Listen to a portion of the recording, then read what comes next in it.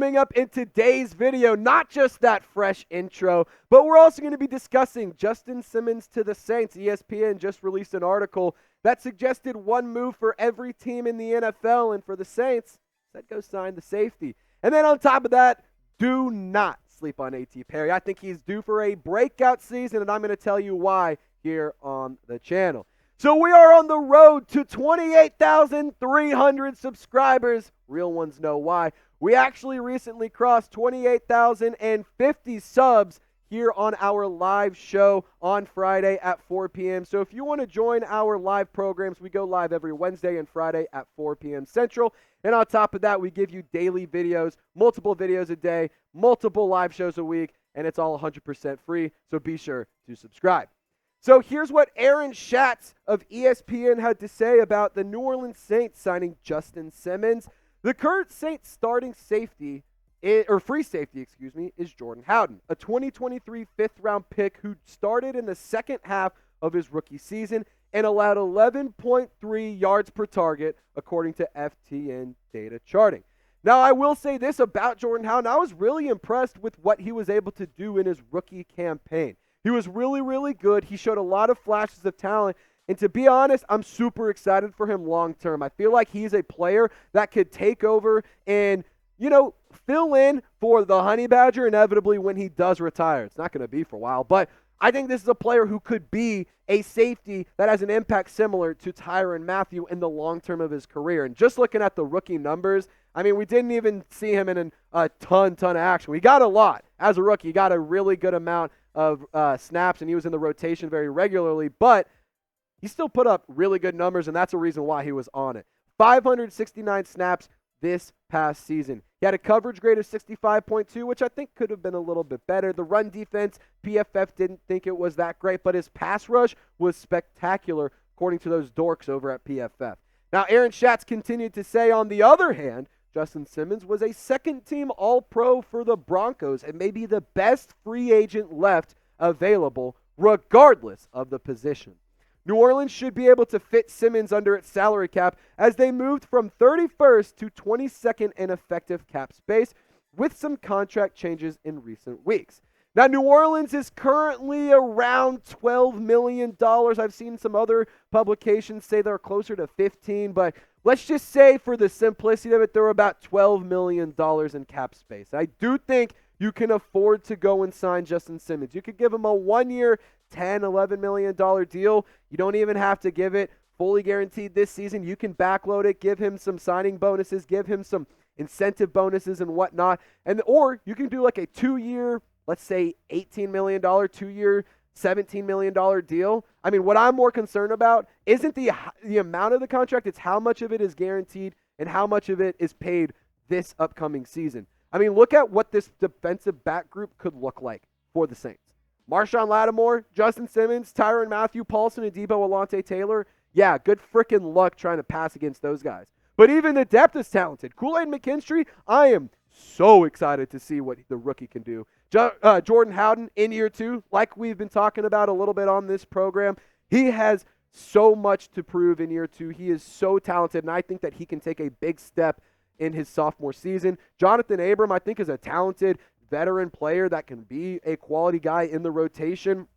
To be honest, I threw Shamar Jean-Charles in there because he's been doing pretty well at minicamp and at OTAs, but I really could see that last cornerback spot going to a handful of different players. And then Alontae Taylor, Will Harris, I love those two players. I think Ogo Amadi will challenge Will Harris because of the familiarity, but ultimately I think that this defensive back group could be one of the top in the entire National Football League.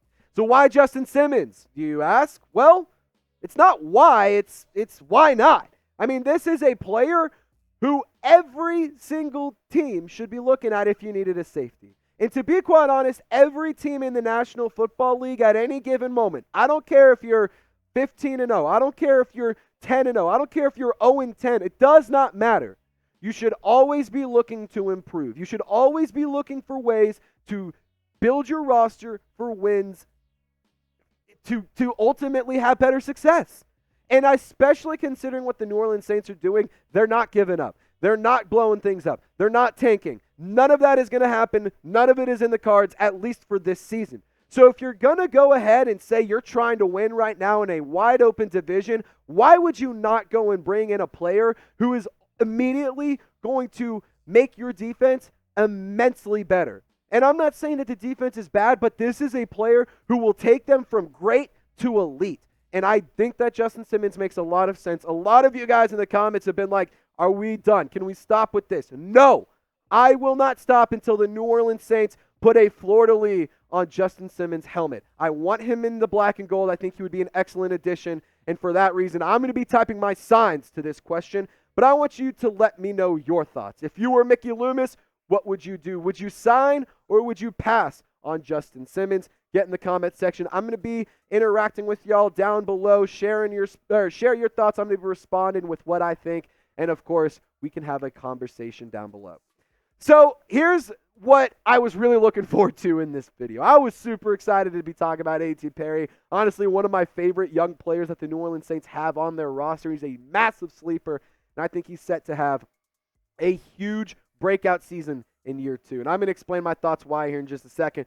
But if you want to get a jersey for a rookie or for a veteran, a legend, whoever it is, we got you covered. Chatsports.com/Saints jerseys. The link is in the comment section and description of this video. You can get men's, women's, you can get Color Rush, home, away. You can get children's sizes. You can get the throwbacks. We have it all for you. They come from Fanatics. They're Nike. They're really good quality.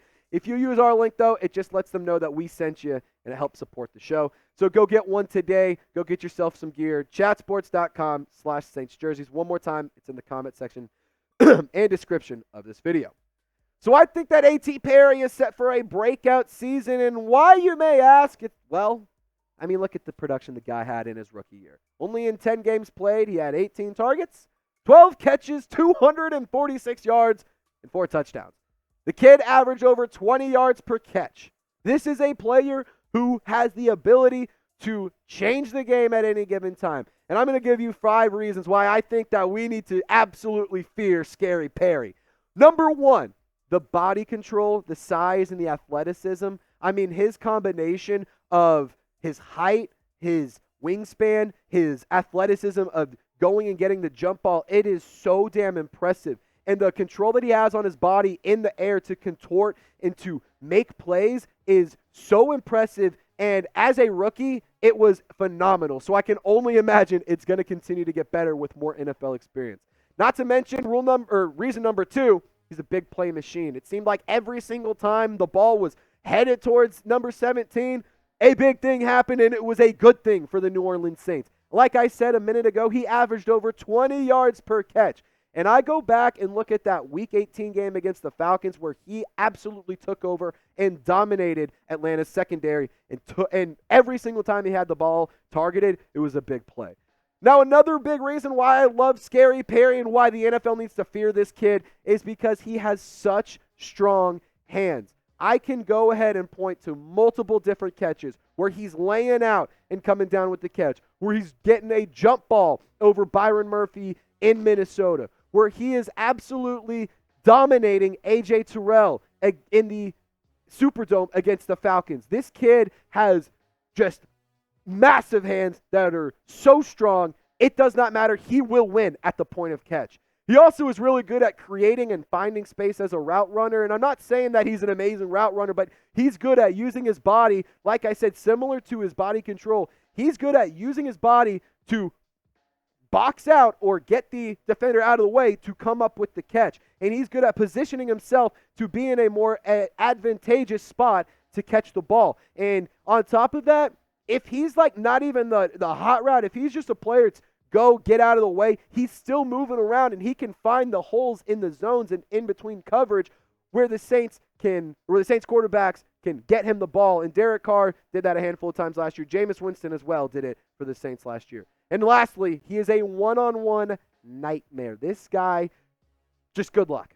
Good luck to your cornerback one. Good luck to your star CB. I challenge any cornerback to go one-on-one versus A.T. Perry, and I would quite honestly say I think A.T. Perry is winning at least 7 out of the 10 times. He is dominant. Put it up in the air, he's going to come down with it. You want to put it a little bit in a more neutral spot? Guess what? He's going to box him out, and he's going to be more physical and win.